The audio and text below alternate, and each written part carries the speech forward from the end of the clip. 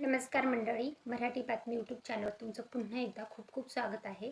मुख्यमंत्री लाडकी बहीण योजनेचा ऑक्टोबर महिन्याचा हप्ता जो आहे तर त्याच्या संदर्भातली खूप मोठी अपडेट जी आहे तर ती आलेली आहे. मुख्यमंत्री माझी लाडकी बहीण योजनेचा हप्ता जो आहे तर KYC करायला सांगितलेलं आहे. मुख्यमंत्र्यांनी सगळ्या लाडक्या बहिणींना जे आहे ते KYC करणे बंधनकारक सांगितलेलं आहे. परंतु ऑक्टोबर महिन्याचा हप्ता जो आहे तर ते KYC केलेल्या महिलांना येणार, की ज्यांनी KYC करायची राहिलेली आहे त्यांनाही हा हप्ता येणार आहे. याच्याविषयीची सविस्तर माहिती तुम्हाला या व्हिडिओच्या माध्यमातून मी देणार आहे.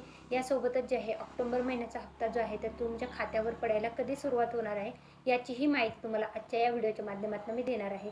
तर व्हिडिओ शेवटपर्यंत नक्की पहा आणि व्हिडिओ आवडल्यास व्हिडिओला लाईक आणि चॅनलला सबस्क्राईब करायला विसरू नका.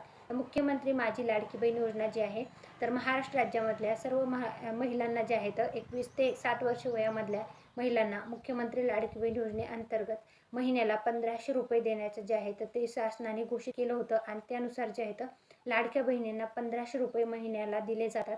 यामध्ये ऑक्टोबर महिन्याचा हप्ता जो आहे तर तो येणार आहे नेक्स्ट वीक, म्हणजे पुढच्या आठवड्यामध्ये, दिवाळीनंतरचा पुढचा जो आठवडा असणार आहे तर त्या आठवड्यामध्ये तुम्हाला लाडकी बहीण योजनेचे ऑक्टोबर महिन्याचे हप्ते जे आहेत ते खात्यावर पडायला सुरुवात होणार आहे.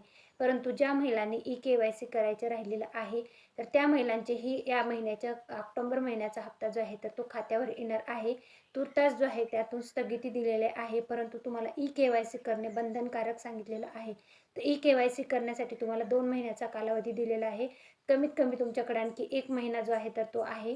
तर तुम्ही त्या महिन्यामध्ये जे आहे तर तुमचं KYC करून घेणं बंधनकारक असणार आहे. सोबतच जे आहे ते KYC करताना जे आहे तुम्हाला वडिलांचा किंवा तुमच्या पतीचा आधार नंबर आणि मोबाईल नंबरवर आलेला OTP जो आहे तर तो कंपल्सरी केलेला आहे. तर महिलांच्या KYC करण्यामध्ये ज्या अडचणी येत होत्या तर ते KYC करण्यासाठी ज्या अडचणी येत होत्या त्याच्यासाठी जे आहे तर आता वेबसाईट जी आहे ती सुरळीत चालू आहे. तर ज्या महिलांची KYC करणं राहिलेलं आहे तर त्यांनी करून घ्या. ही माहिती तुम्हाला कशी वाटली ते कमेंटमध्ये नक्की सांगा.